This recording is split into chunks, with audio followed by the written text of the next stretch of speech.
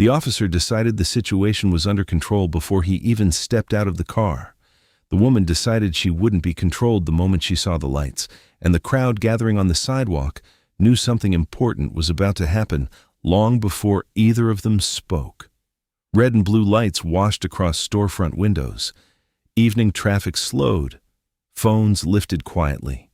People watched without pretending they weren't. Officer Ryan Keller stepped out of his patrol vehicle with practiced confidence. Routine stop. Nothing unusual. At least, that's what he told himself. The black SUV sat pulled over perfectly straight against the curb, signal still blinking, engine running, driver's hands visible on the steering wheel. Everything about the stop should have felt calm, predictable, but it didn't. The woman inside didn't look afraid. She didn't look angry either. She looked ready, and that unsettled him immediately. Keller approached the window, tapped once, the glass lowered slowly. The woman met his eyes without hesitation. "Good evening, officer," she said. Her tone was calm, measured, confident. And somehow, that confidence felt like resistance. "License and registration," Keller said. "No greeting, no explanation. Just command." She handed the documents over without argument, but her eyes never left his, observing, evaluating, not intimidated. "You know why I stopped you?" he asked. "No," she said. Simple, direct. No apology, no nervous laughter. Just truth. Keller hesitated. He had expected something else. Confusion, defensiveness, submission. Not this steady presence. "You rolled through the stop sign back there," he said finally.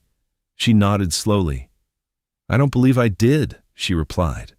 The sentence landed differently than disagreement. It sounded certain. A few pedestrians slowed nearby. Phones lifted slightly higher. The air thickened. Because now, it wasn't just a traffic stop. It was a conversation about power. Keller felt irritation rise. "I'm telling you that you did," he said. She nodded again. "I hear you." The words sounded respectful, but they carried independence, and independence felt like challenge. "Step out of the vehicle," he said suddenly. The command changed everything. Silence fell across the sidewalk. The moment shifted.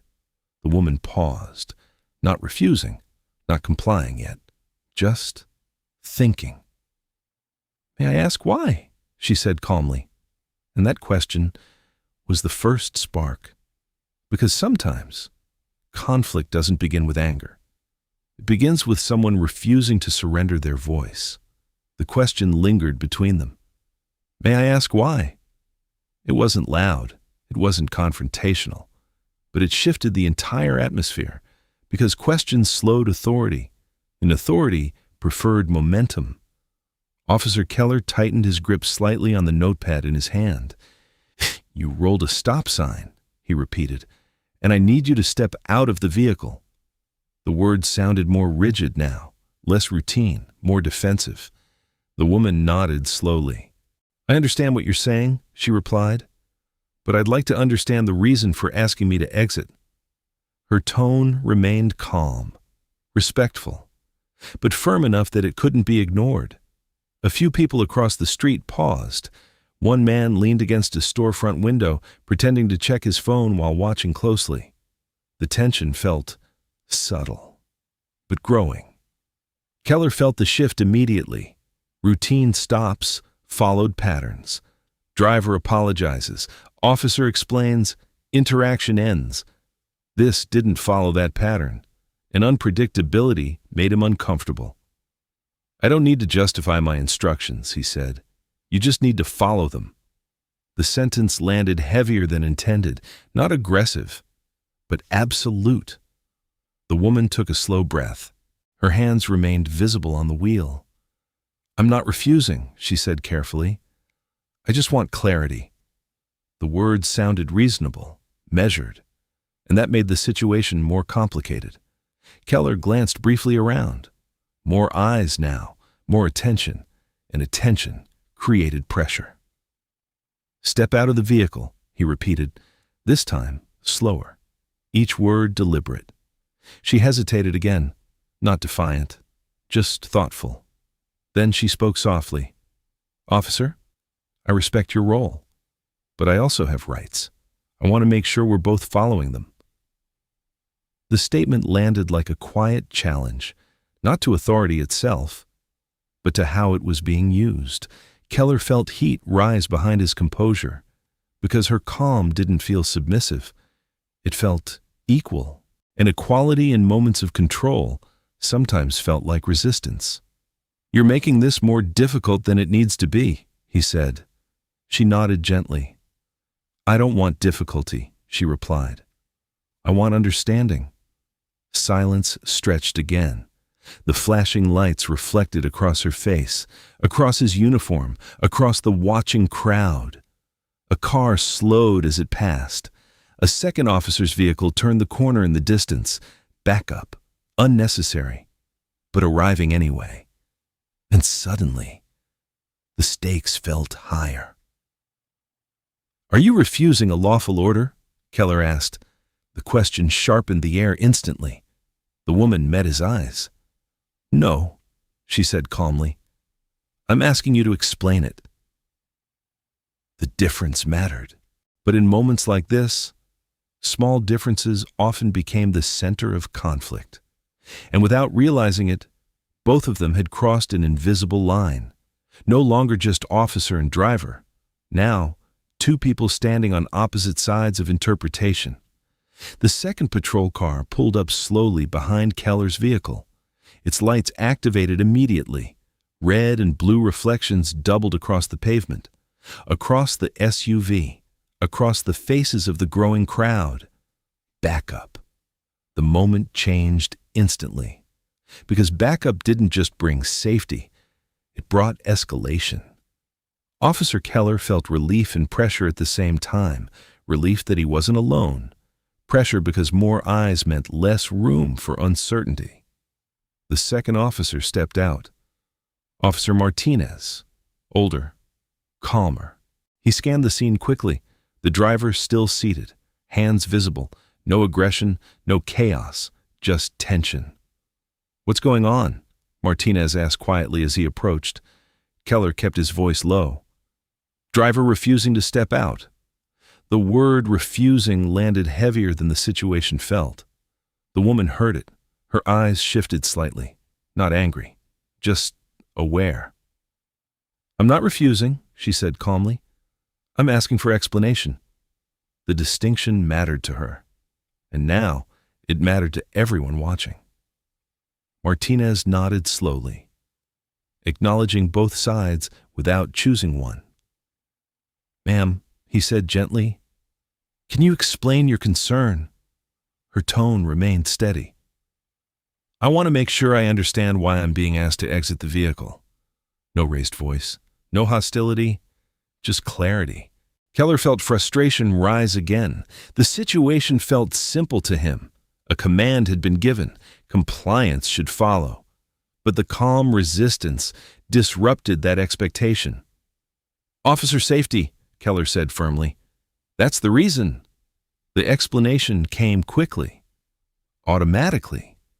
But even as he said it, he felt unsure whether it fully explained the moment. The woman nodded thoughtfully. I understand officer safety, she said. But I also know that requests need specific justification. I'm cooperating. My hands are visible. I'm calm. Each point landed carefully, not argumentative, just factual. The crowd grew slightly. A few more people stopped, phones lifted, recording quietly. The presence of witnesses changed everything. Every word now felt permanent. Martinez glanced at Keller briefly. A silent question. Is this necessary? Keller avoided the look, because backing down felt like losing control, and control felt essential. Ma'am, Keller said again, voice tightening slightly, step out of the vehicle now. The command carried more force this time, more urgency, more expectation. The woman paused, Her eyes moved briefly toward the watching crowd, then back to him. "Officer," she said quietly, "I'm trying to keep this respectful." The sentence landed gently, but it carried weight. Martinez shifted slightly closer. The tension felt thicker now, not loud, not explosive, just heavy. And suddenly, everyone understood this wasn't about a stop sign anymore. It was about power, voice, trust, and who controlled the direction of the moment. The flashing lights felt brighter now, not because they changed, because everyone's attention had sharpened. Officer Keller stood rigid beside the window. Every instinct told him to regain control, to end the hesitation, to force resolution. Because hesitation felt like weakness, and weakness, in uniform, felt dangerous. Officer Martinez watched carefully. Years of experience had taught him something simple. Escalation often came from misunderstanding, not danger. And right now, he saw no danger, only tension. "Ma'am," Martinez said gently, stepping slightly forward, "can you help us understand what would make you feel comfortable continuing this stop?" The tone changed instantly. Less command, more conversation. The woman glanced toward him, grateful but cautious. "I want to know the specific reason," she said. "If there's officer safety concern, I'd like to understand what behavior created that concern." Her words were precise, measured, grounded. Keller felt irritation spike again, because her calm sounded like challenge, and challenge felt like disrespect. "You're overthinking this," he said sharply. "Just step out." The crowd shifted. A few murmurs moved quietly through the sidewalk. The energy changed again. Not louder, but more fragile. The woman took a slow breath. Her hands remained visible. Her voice stayed calm. "I'm not trying to make this difficult," she said. "I'm trying to make sure it stays safe and lawful for both of us." The sentence landed softly, but its meaning ran deep. Martinez glanced at Keller again. A longer look this time. A silent reminder. "Slow down." Keller hesitated. For the first time since the stop began, uncertainty crept in. Not about authority, about perception. Because now, he felt watched, evaluated. A young man across the street spoke quietly into his phone while recording. A woman nearby shook her head slightly, whispering to a friend. The presence of witnesses shifted the balance. Every word felt heavier. Martinez spoke again. "Officer safety includes communication," he said calmly, then turned toward the driver. "Ma'am, sometimes officers ask drivers to exit simply to maintain visibility during a stop." The explanation sounded reasonable, clear, human. The woman nodded. "Thank you," she said. "That's helpful." The tension dropped slightly. Not gone, but softer. Keller felt the shift too, and suddenly realized something uncomfortable. The situation had de-escalated without force, without raised voices, without compliance through pressure, just through explanation. And that realization hit harder than resistance ever could. "All right," the woman said calmly, "I'll step out." She moved slowly, carefully. Door opening gently, feet touching pavement, hands visible. The moment everyone had waited for arrived quietly. No drama, no confrontation, just resolution. But inside Keller, something unsettled remained, because control had not come from authority. It had come from listening. And that challenged everything he thought he knew. The moment her feet touched the pavement, the energy shifted again. Not tense, not explosive, just different.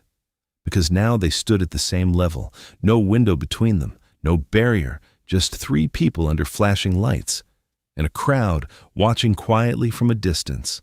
The woman kept her hands relaxed and visible. She didn't step closer, didn't step away, just stood calmly, waiting. Officer Keller felt the shift more than anyone. He had expected resistance, or fear or argument. Instead, he got cooperation, but on terms shaped by understanding, not pressure, and that unsettled him. "Turn around for me," he said automatically. The words came from habit, training, control. The woman paused slightly, not refusing, just thinking. "Is that necessary?" she asked calmly. The question landed gently, but it forced him to evaluate. Martinez stepped in softly. "Let's slow this down," he said quietly, not correcting, not overriding, just guiding. He turned toward the woman. "Ma'am, we appreciate your cooperation," he said. "We're just going to continue the stop and clarify the initial concern." She nodded. "I'm happy to cooperate," she replied. "I just want us to stay respectful." The word respectful lingered, because respect had become the center of the interaction, not authority, not compliance. Respect. Keller exhaled slowly. He realized something uncomfortable. Her calm had never been defiance. It had been boundaries, and boundaries felt different when he allowed himself to see them clearly. "All right," he said finally. "We'll continue without a pat-down." The decision surprised even him, but it felt right. The crowd's tension eased slightly. A few people lowered their phones. The moment felt less fragile now. "So," the woman said gently, "can we talk about the stop sign?" Her tone held no sarcasm, just willingness. Keller nodded. "You slowed but didn't fully stop," he said. "I observed your wheels still moving." She listened carefully. "I understand your perspective," she replied, "but I believe I did stop." No argument, no hostility, just difference. Martinez spoke again. "Sometimes angles make it hard to see clearly," he said calmly. Both nodded, because the statement allowed space without blame. And suddenly, the conflict felt smaller. Not erased, but human. Keller realized something unexpected. The hardest part of the interaction had not been her questions. It had been his assumption that questions meant resistance, and that realization sat heavy inside him, because it forced him to look inward. "Let me review the dash footage," he said finally. The sentence changed everything, because it meant openness, possibility, fairness. The woman nodded slowly. "Thank you." Simple, genuine. And for the first time since the lights flashed on, the moment felt balanced. Officer Keller walked back toward his patrol car slowly. The sound of traffic filled the silence behind him. Every step felt heavier than before, not because the situation had escalated, because something inside him had shifted. He opened the driver's door, sat down, closed it gently. The flashing lights reflected across the windshield like reminders. Red, blue, red, blue. He replayed the stop in his mind. Her calm voice, her questions, the way he had interpreted those questions as resistance. And suddenly, he wondered if he had been wrong from the beginning. He activated the dash camera playback. The screen lit softly. The recording showed the intersection ahead, the SUV approaching, slowing, brake lights glowing. He leaned closer, watching carefully. The wheels slowed, almost stopped, then barely rolled forward. The moment lasted less than a second. Ambiguous, not clear enough to be certain. Keller sat back slowly. The certainty he felt earlier dissolved, because now he saw something different. Not violation, not innocence, just uncertainty. Outside the car, the woman waited calmly beside Martinez. She wasn't pacing, wasn't arguing, just standing. And somehow, that patience felt heavier than confrontation would have. Keller stepped out again, his posture different now, less rigid, more thoughtful. "Thank you for waiting," he said. The tone surprised even him, softer, more human. "What did you see?" she asked calmly. No accusation, just curiosity. The footage isn't clear enough for me to say definitively, he admitted. The words felt strange leaving his mouth, because admitting uncertainty felt unfamiliar. But also honest. She nodded slowly. I appreciate you checking. No triumph, no smugness. Just acknowledgement. Martinez watched quietly, a faint smile forming. Not because anyone had won, because the interaction had changed direction. Keller took a slow breath. I'm going to issue a warning, he said. Just a reminder to come to a complete stop. The decision felt balanced, fair, grounded. She nodded. That sounds reasonable. He handed her the documents back. Their fingers brushed briefly. A small moment, but it carried weight. I want to say something, she said gently. Keller hesitated, then nodded. Go ahead. When I ask questions, she said softly, it wasn't to challenge you. It was to make sure we both felt safe. The sentence landed deeply, because it reframed everything. Keller felt heat rise behind his composure, not embarrassment, awareness. He nodded slowly. I understand that now. And in that moment, he realized something he hadn't expected. The conflict had never been about control. It had been about trust. The flashing lights softened as the tension faded. Cars passed normally again. Some of the crowd began to drift away. Phones lowered. The moment that once felt fragile now felt reflective. Officer Keller stood quietly beside the SUV, the warning slip already written, the interaction technically finished, but something inside him told him the moment wasn't over yet. He handed her the warning. This isn't a citation, he said, just a reminder. She nodded. Thank you. Her tone held no bitterness, no lingering frustration, just calm closure. But Keller didn't step away immediately. And she noticed. You look like you want to say something, she said gently. The observation caught him off guard. Because she was right.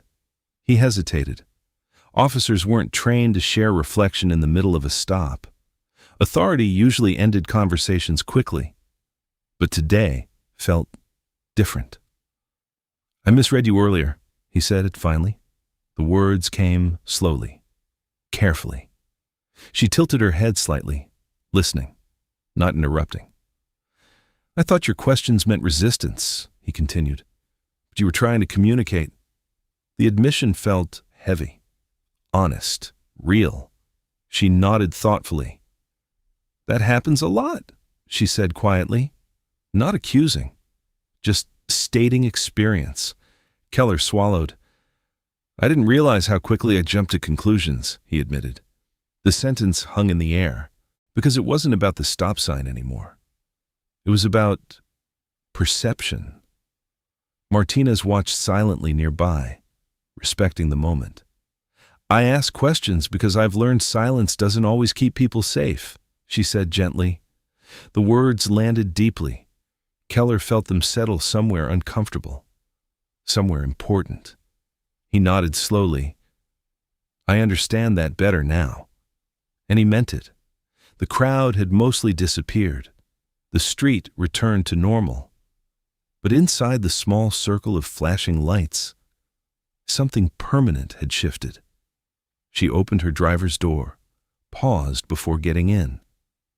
Thank you for listening, she said. The gratitude surprised him, because he felt like he should be thanking her instead. You made me think, he replied quietly. She smiled faintly. Thinking is good. She got into the SUV, closed the door gently, started the engine. As she pulled away slowly, Keller stood still for a moment, watching the taillights disappear into traffic, because the stop had ended. But the lesson hadn't.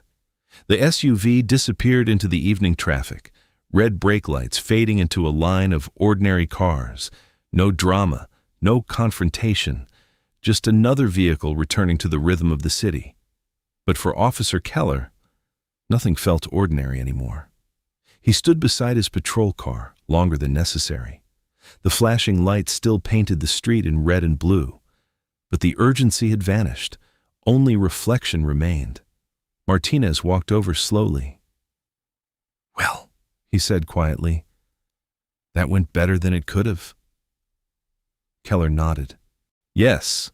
Silence settled between them, not awkward, thoughtful. "You handled the ending well," Martinez added. Keller gave a small shrug.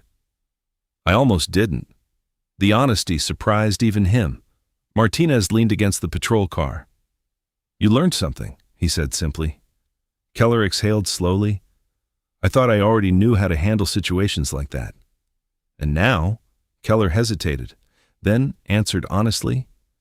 "Now I realize I was reacting to assumptions more than reality." The admission felt heavy, but freeing. Martinez nodded once. "That's part of the job," he said. "Recognizing it when it happens is the hard part." Keller reached up and turned off the emergency lights. The street returned to normal instantly. No flashing colors, no tension, just evening traffic and quiet storefronts. He sat inside the patrol car for a moment before starting the engine.